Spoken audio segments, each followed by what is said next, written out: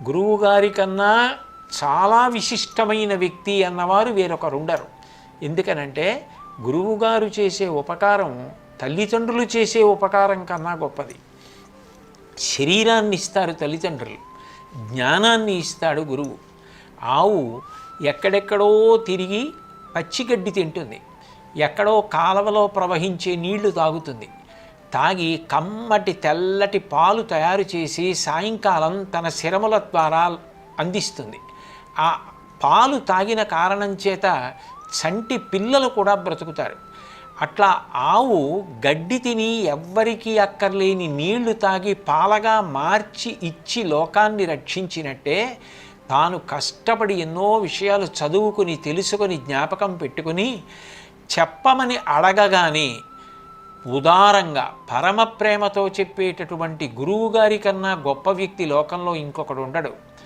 ఎవరైనా సంపాదించిన డబ్బు ఆస్తి వాళ్ళ పిల్లలకి ఎడతాయి. గురువుగారు కష్టపడి సంపాదించిన జ్ఞానం ఆయన యొక్క శిష్యులకు వెళ్ళిపోతుంది. అంటే అంత నిస్వార్థంగా తన శిష్యులకు తనకి సంబంధించిన అత్యంత విలువైన జ్ఞానాన్ని ఉదారంగా ఇవ్వగలిగిన వారెవరు అంటే గురువు ఒక్కరే.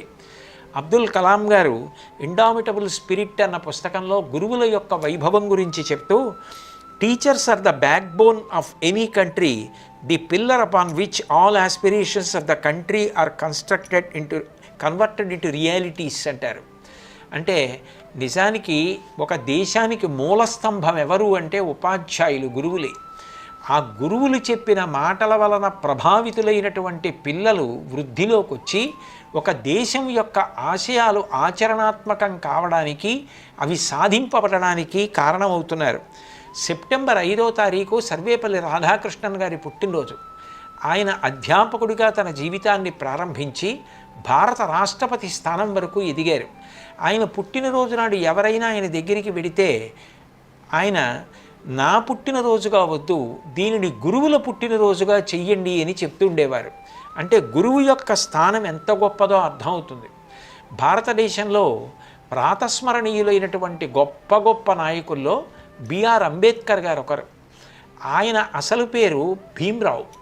ఆయనకి చిన్నతనంలో ఒక ఉపాధ్యాయుడు ఉండేవాడు. ఆయన బ్రాహ్మణుడు. ఆయన తెచ్చుకున్నటువంటి అన్నం కూడా ఈ భీమ్రావ్ అన్న విద్యార్థికి పెట్టి కూర్చోపెట్టుకుని ఎన్నో పాఠాలు చెప్తూ ఉండేవారు. ఆ గురువు గారి పేరు అంబేద్కర్.